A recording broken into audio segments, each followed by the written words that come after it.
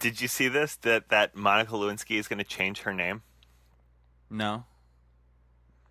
So what? I mean, I don't know, and it's for obvious reasons, right? I mean, I wouldn't want everyone to judge me and know me before I introduce myself.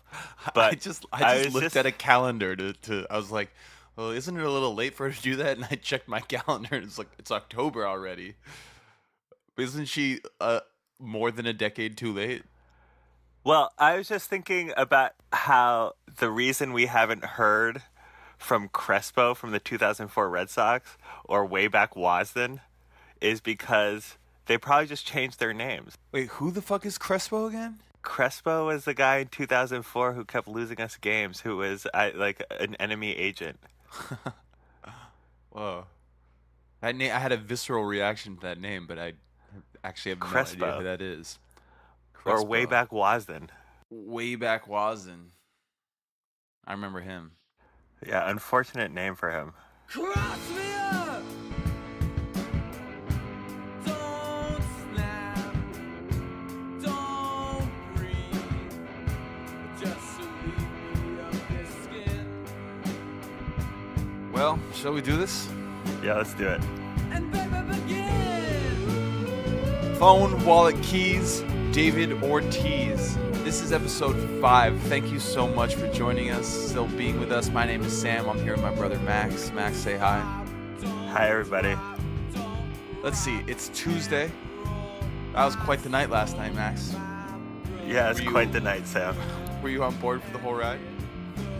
I was, and it was funny because I knew Brock Holt was a home run away from the cycle, and when Ian Kinsler drew that walk, I was like, "Oh damn, this is definitely gonna happen." And then he took the Yankee catcher deep for the cycle. I love it. Why did they pitch the catcher? I was like, kind of delirious at that point.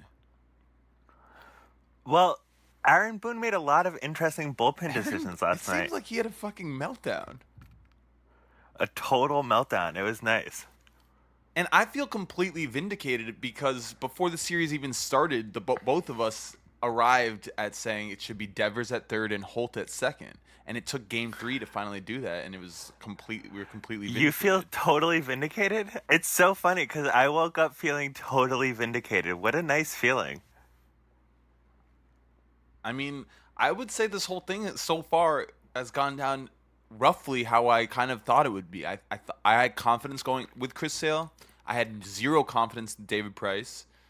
I didn't think Nathan Eovaldi would pitch Game 3, but I felt good about it. I felt good going into that game. And who's going to pitch tonight? I felt very nervous. I felt very nervous last night. And I just think that a lot of I'm getting some flack, Sam, from our friends who are mad at me for not exuding more confidence. And I just feel like I would be betraying sort of the core of the essence of my being if I wasn't honest about how nervous playing the Yankees in the playoffs makes me.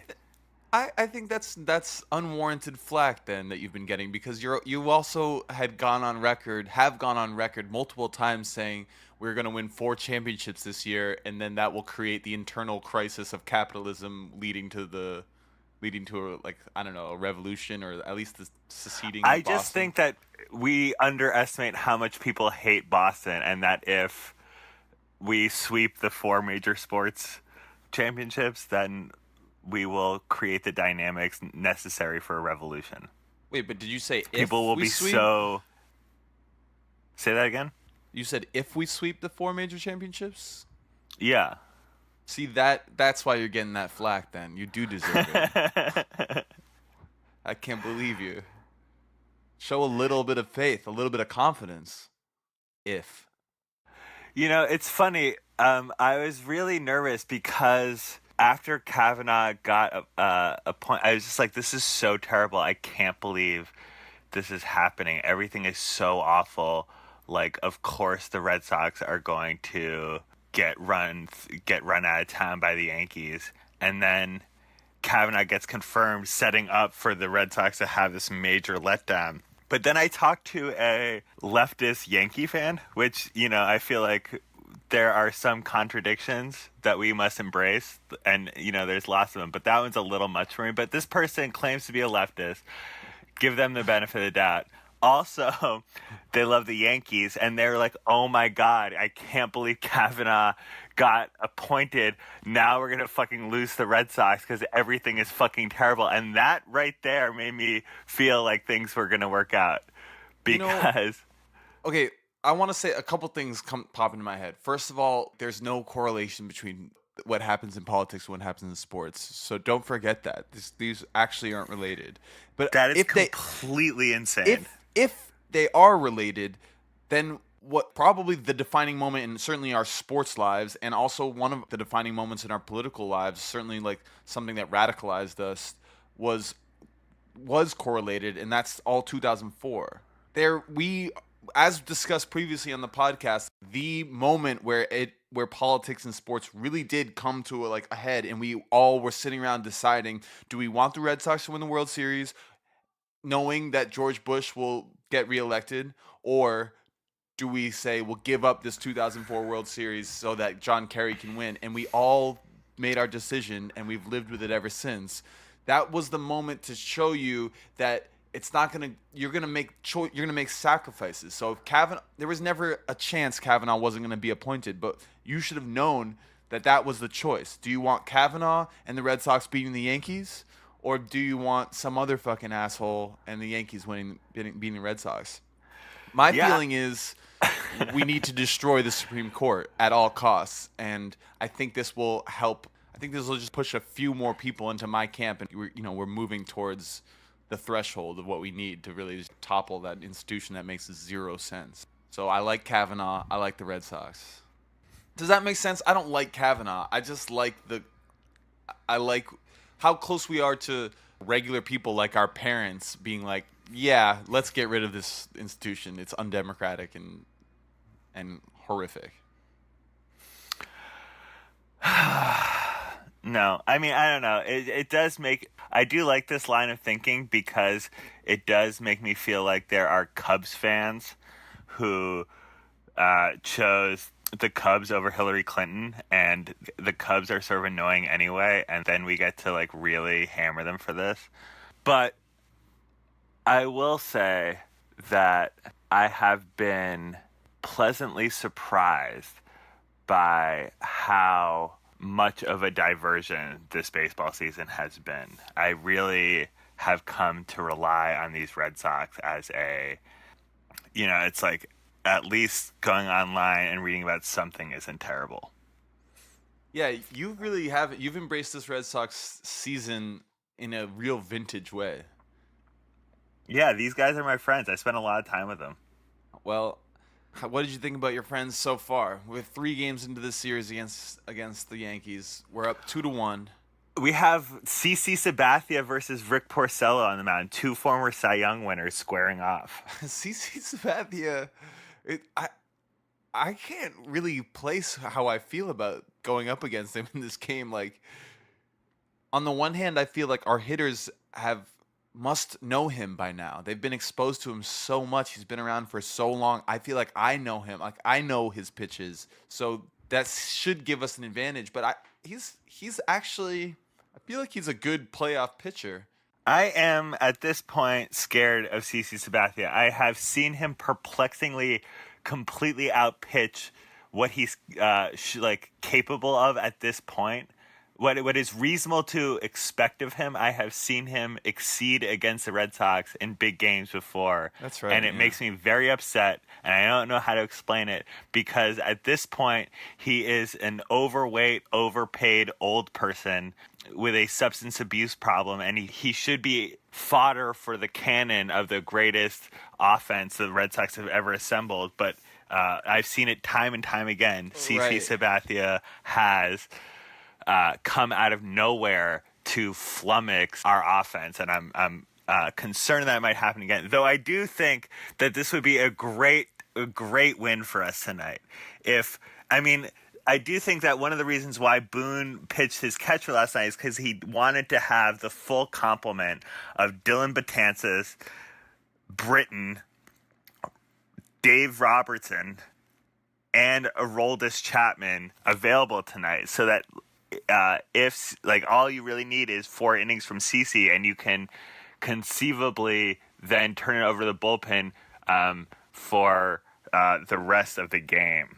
That's why they threw the catcher in last night. But if we get to CC early and then somehow hold the Yankees at bay, we can win this game in New York. We can start Chris Sale in Game 1 against the Astros, which sets us up better. And also we would have the exquisite joy of celebrating another playoff victory at the Yankees' home toilet, which would be so nice. We haven't done that in 14 years.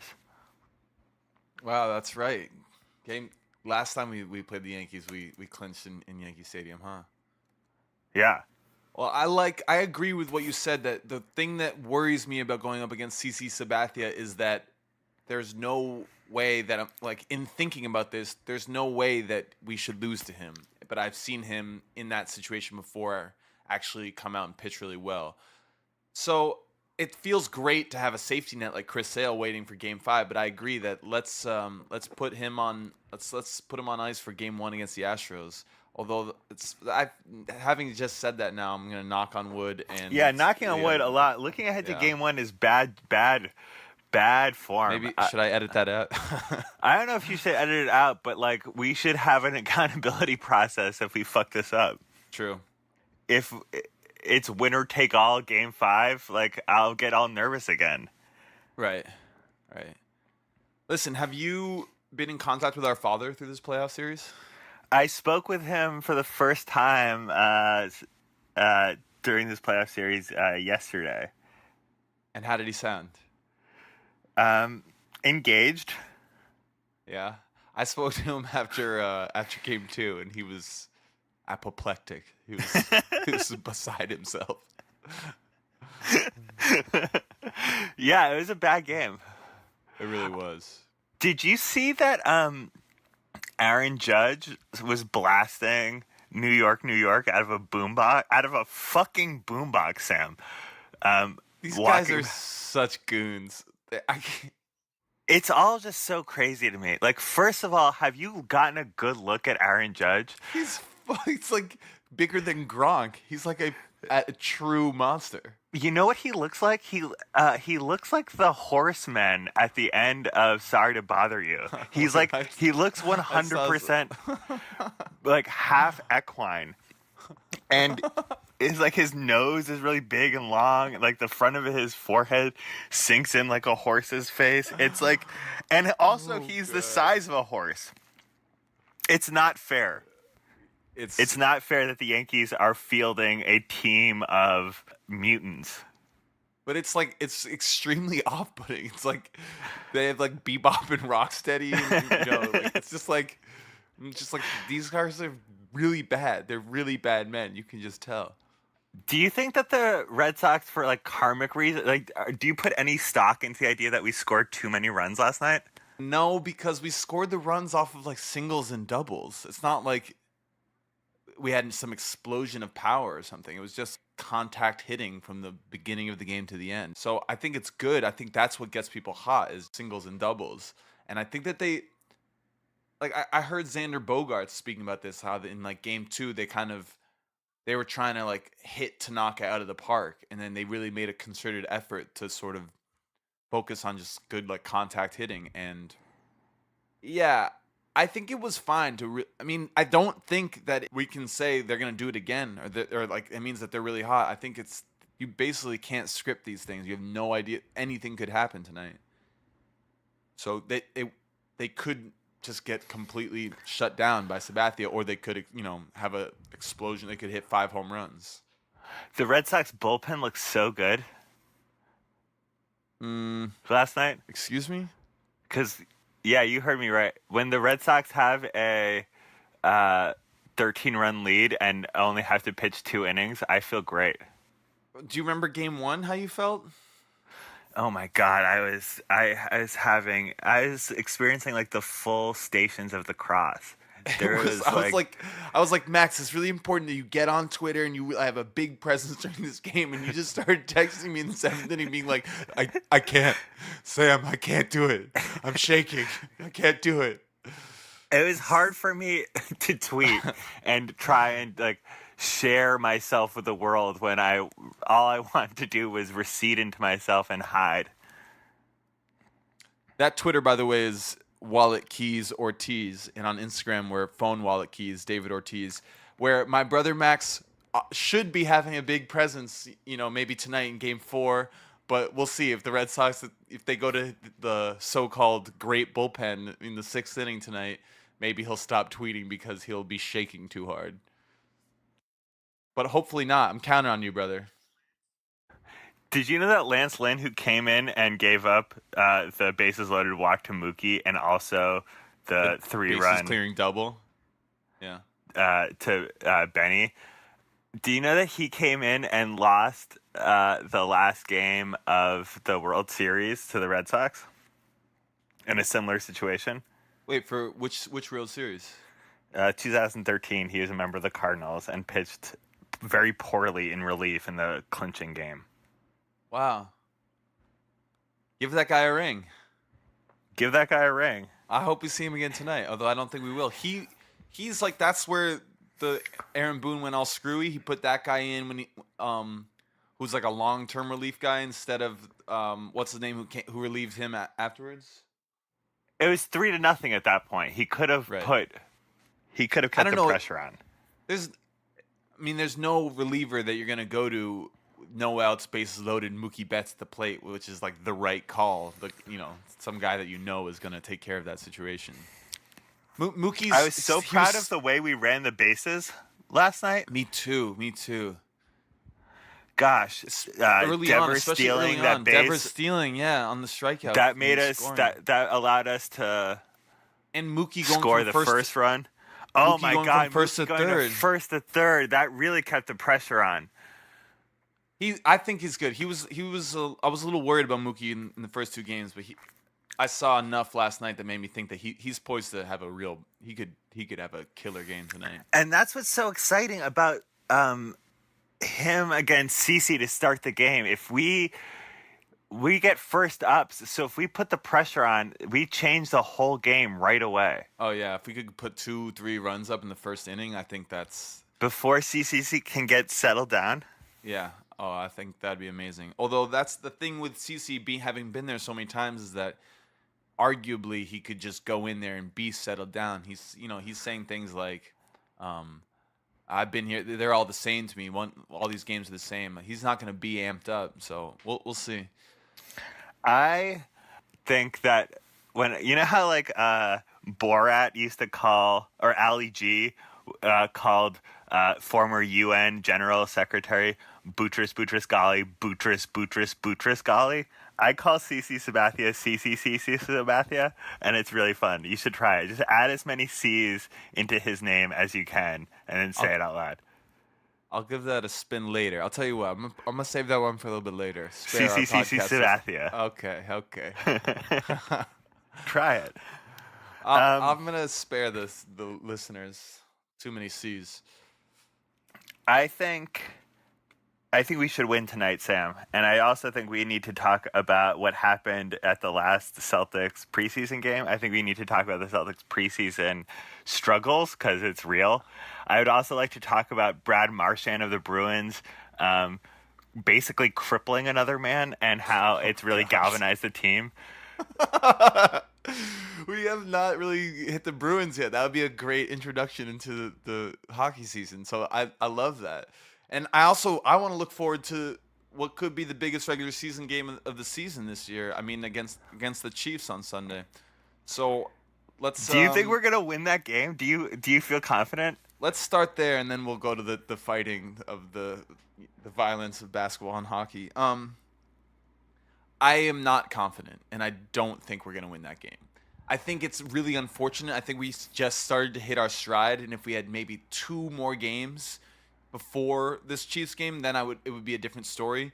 They seem to be completely unstoppable, and we're not quite there yet. Although, I mean, we have been unstoppable the last 2 games, but they were We against scored the Dolphins. 38 points each of the last 2 games. Against the Dolphins and the Colts, though. So, but it seems like we can go toe-to-toe with the Chiefs.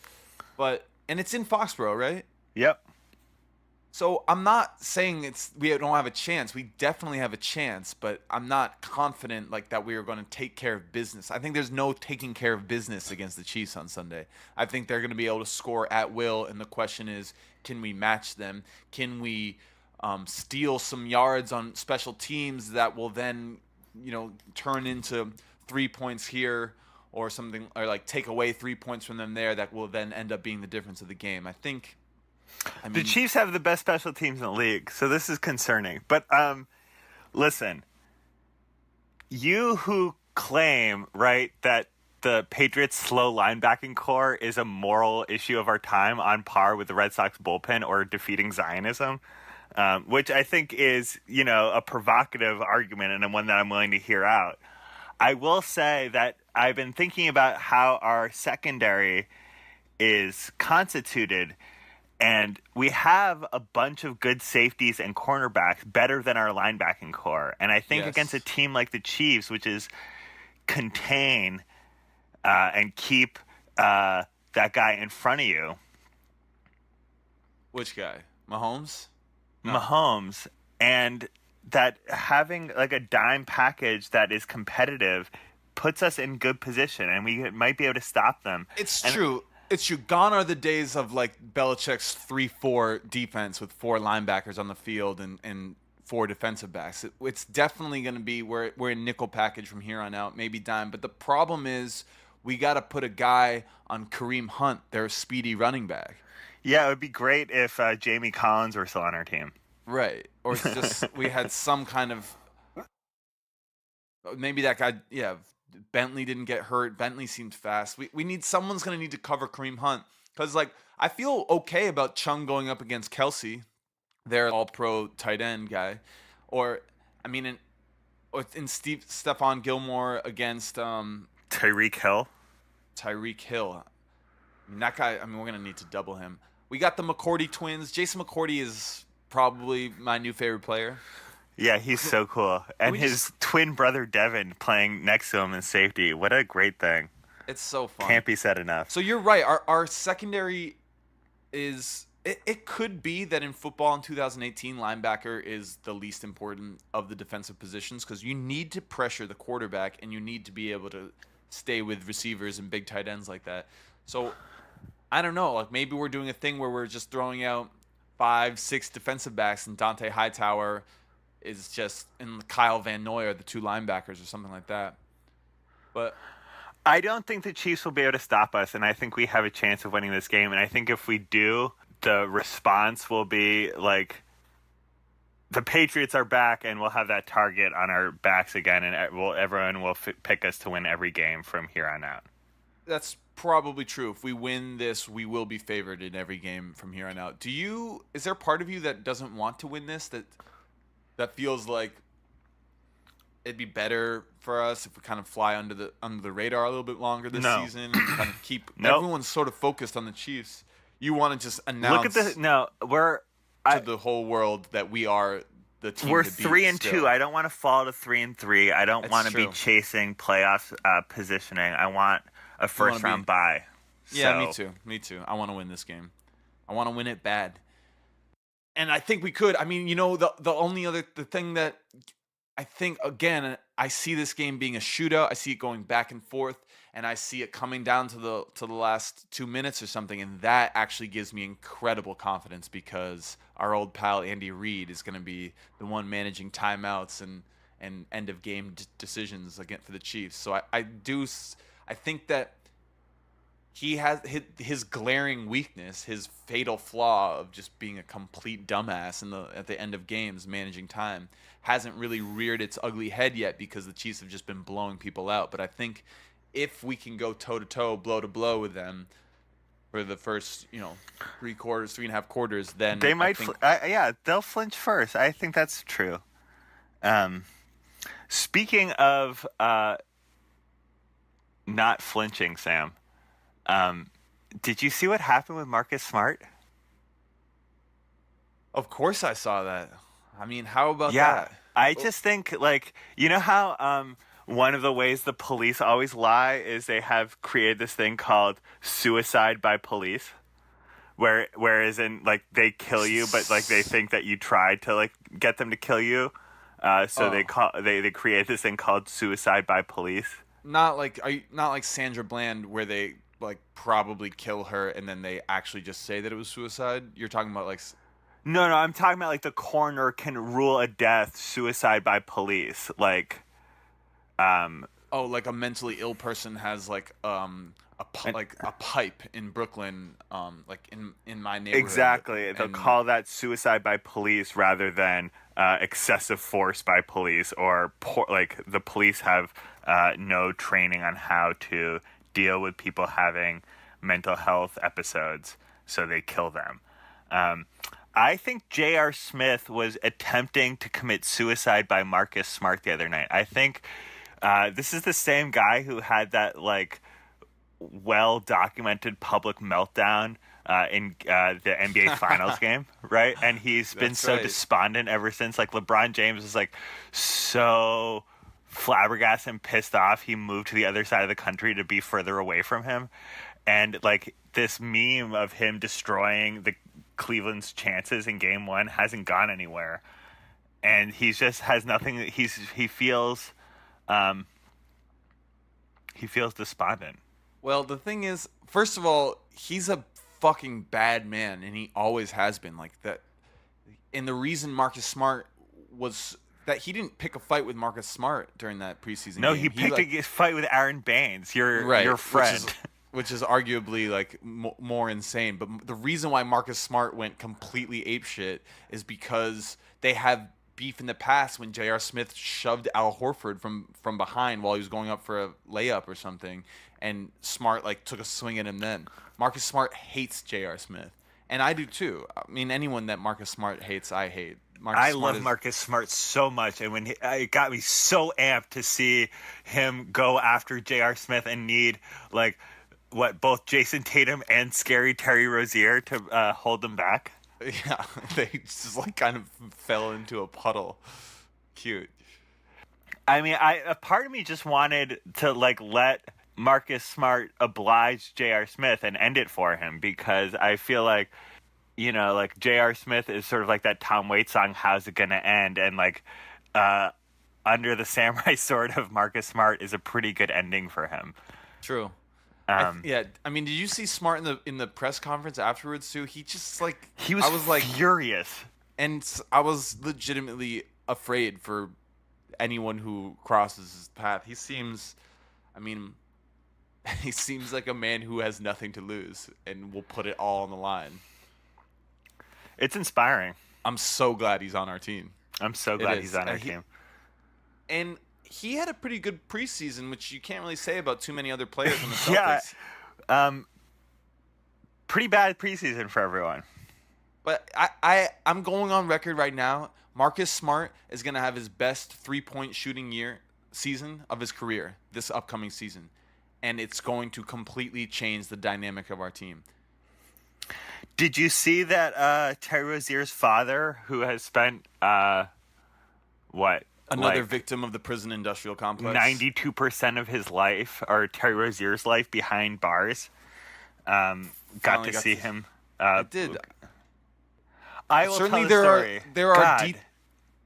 there are details about it that, I mean, when I read about it in the Boston Globe, I was just like, I think his name is Terry Rozier Sr. too. His father, they have the same name. Terry Rozier Sr. said like, yeah, I did some bad things and like some fucked up shit happened, and it's clear to me that he was a victim of structural racism, a victim of being black in America. And you know, you can tell the details of the story, but I think it's not an uncommon one, and it's sad, and it is the story of the black man in America.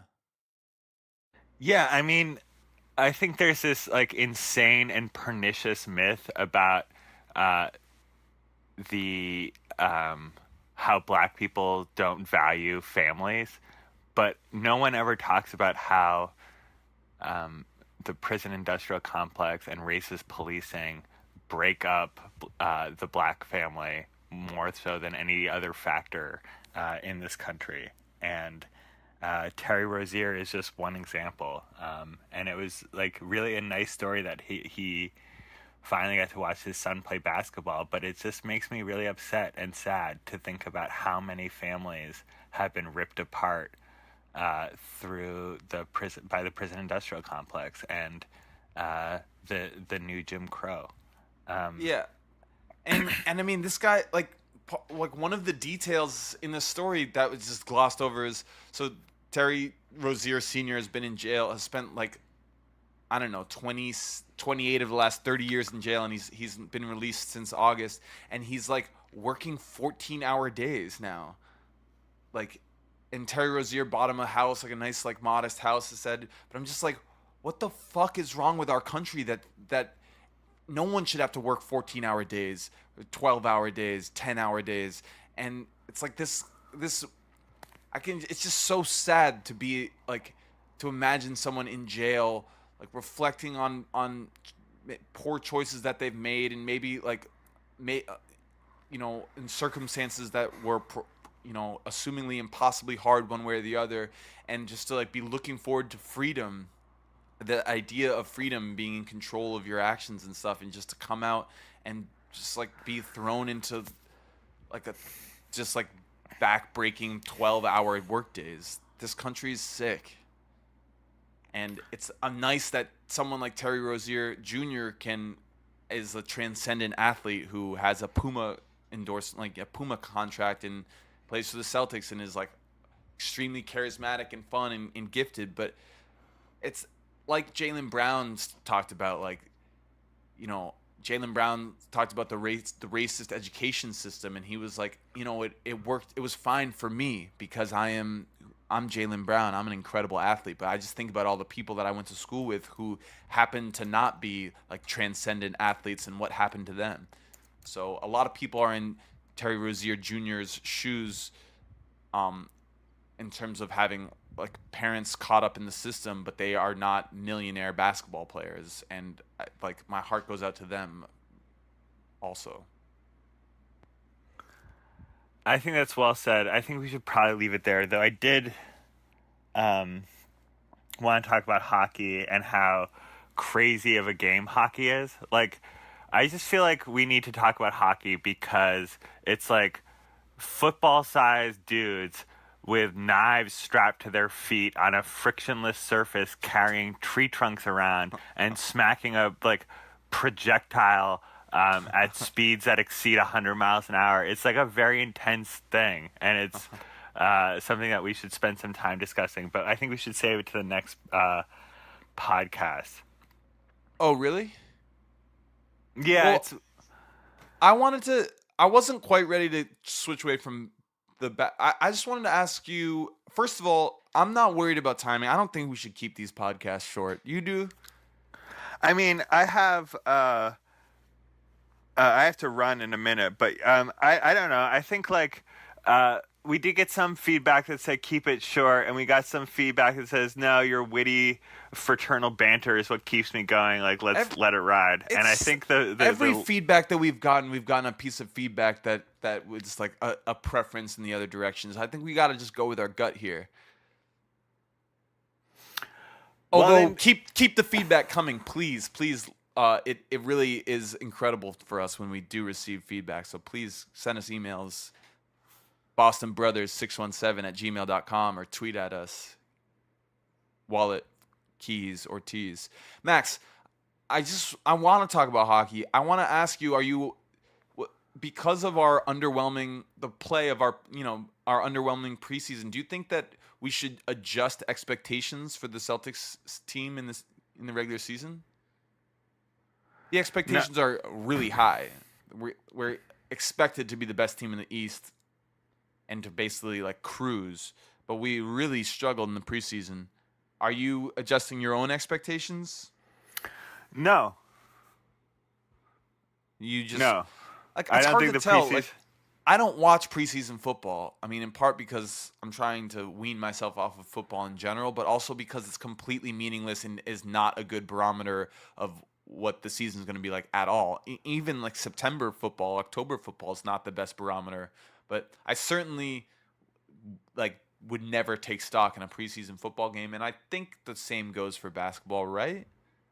Yeah, right. I mean, look, people are saying that Gordon Hayward has a long road back to recovery, and that might be true. He hasn't looked super good this preseason, but we have Jason Tatum, who is more than capable of picking up the slack. I think Kyrie looks great. Kyrie looks great. Rozier looks great. Smart looks great.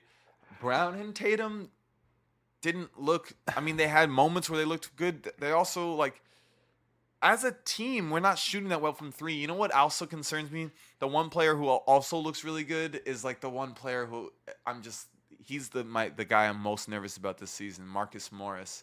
Yeah, Marcus Morris is a good dude to have on your team, but I want his minutes to go developing other players, and I'm worried about him if his role is diminished. But he looked really good in preseason. Maybe I need to rethink that. Maybe Marcus Morris is an important part of this team. Like, is he our third best guy off the bench? Maybe. Probably he's certainly our fourth. He's a second unit player. He's good. We should keep him. You should this can't be something you bring up 3 times in podcast before the season starts. It's like it's turning very vindictive. I like Marcus Morris. He's got good attitude. I don't like what is it, like, bench with attitude? Is that his? I think that's really stupid. Look, I gotta get going. Give me 5 minutes on the Bruins before you go.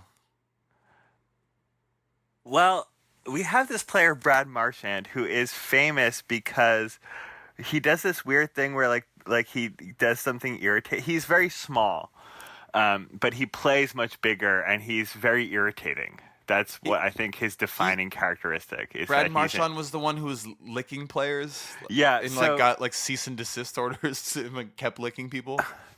Well, so this is what the deal is, and it's hard to sort of pin down exactly what's going on. I have a theory which I think fits the facts. Let's hear it. The facts are that Brad Marchand would do something irritating. An opposing player would get in his face, like get nose to nose with him, and like challenge him to a fight. And rather than sort of accept the fight, he would lick them in the face.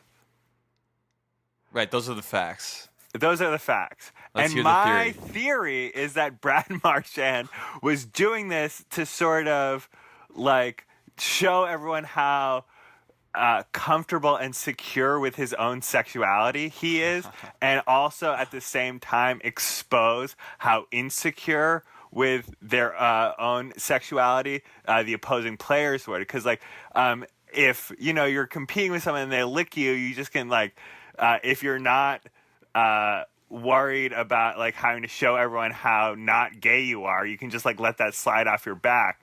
But none of these hockey players could just let it slide off their back. They had to show everyone how not gay they were, and that's why it became such a big deal. Because Marchand like pulling back the curtain on the toxic masculinity of hockey. That's what I think is happening.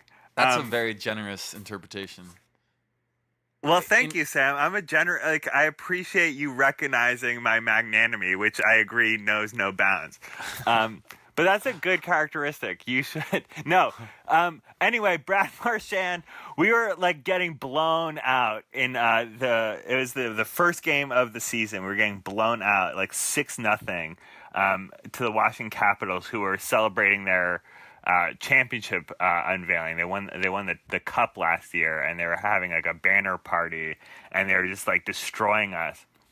And in a meaningless game, Brad Marchand absolutely destroys one of the Washington players. It's just like with a hustle play. Some might call it dirty, but I wouldn't. And since that's happened, the Bruins have won every game. They've looked dominant in every period they've played. It's really lit a fire under the team that to have this profoundly irritating little runt of a player blow up the other team and light a fire under us has been fun to watch. And I think everyone should get behind pansexual libertine Brad Marchand. Oh my God. That's completely insane. We'll keep an eye on that going forward. Just real quick, did you see that like McGregor Khabib fight? Khabib? Oh my God, we have to talk about this. We have to talk insane. about that. It's so insane. So for all of you people who don't know anything about UFC, Connor McGregor, who is a famous UFC person, but mostly famous for like crossing over and losing to Floyd Mayweather in a boxing match. Mayweather was our Patriots safety. Brandon Merriweather, Floyd Mayweather. Thank you. Yeah. Good. Thanks for correcting me, brother. That was generous of you, as we were saying earlier. No,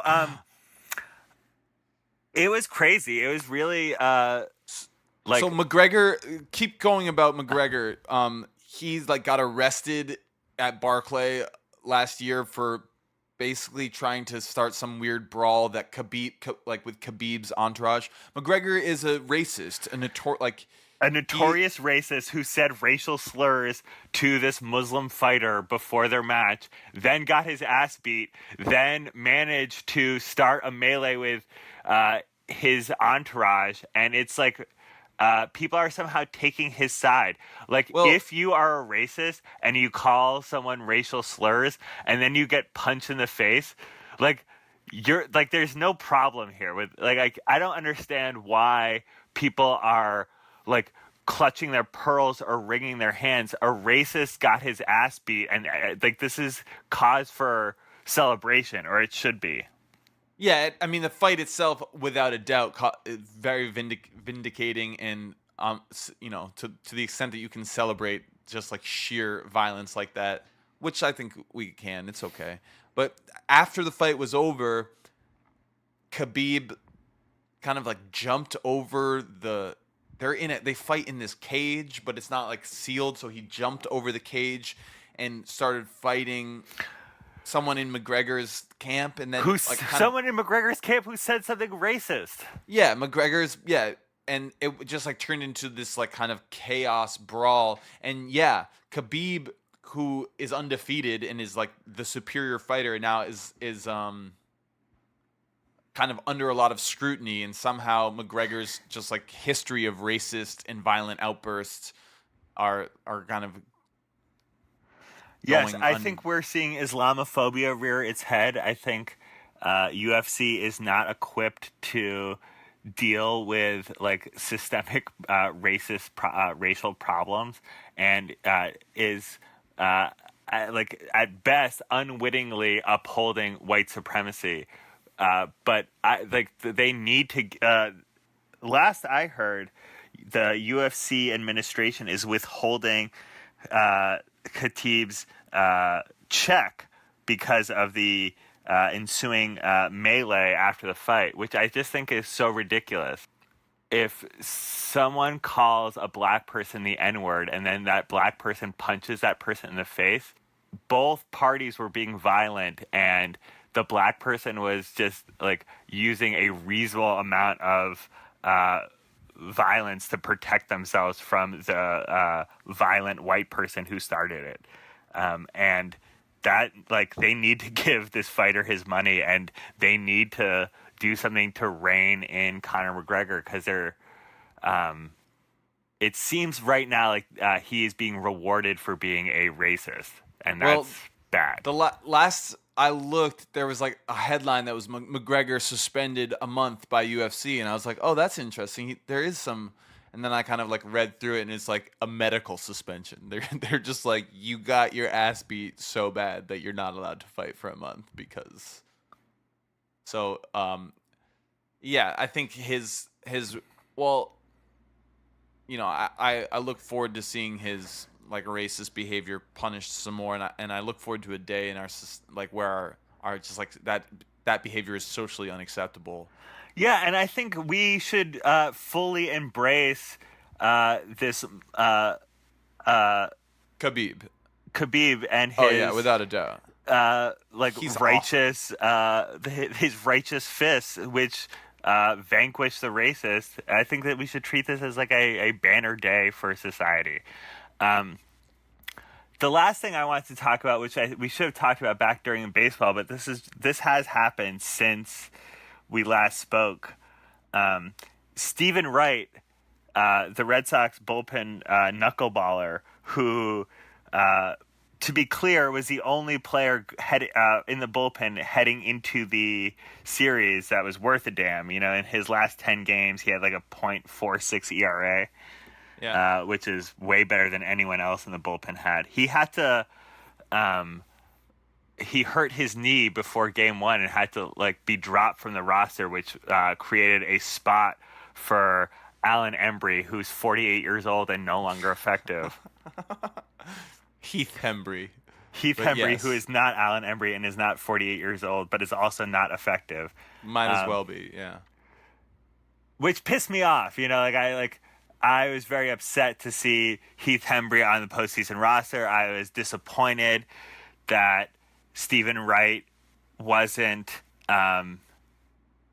playing and couldn't be relied upon because I thought he could provide meaningful bullpen innings. But I also just haven't forgotten that he got arrested for domestic violence in the beginning of the season and that MLB only suspended him 15 games. And I think we were talking about this on podcast number 3, brother. But here is a great example of violence against women not being taken seriously enough in sports and using that as a mirror for society. The same day that the city of Boston was just collectively fuck, Heath Hembry has to go in the bullpen now. Justice Kavanaugh was being sworn in. And I think once people forgetting about the violence men commit against women when they talk about them in their public roles is a very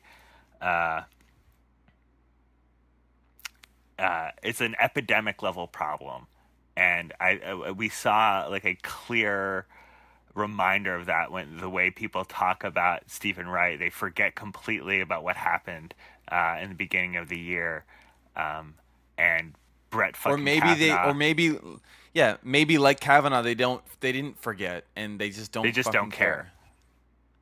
Yeah, and I think we have to do a better job of caring.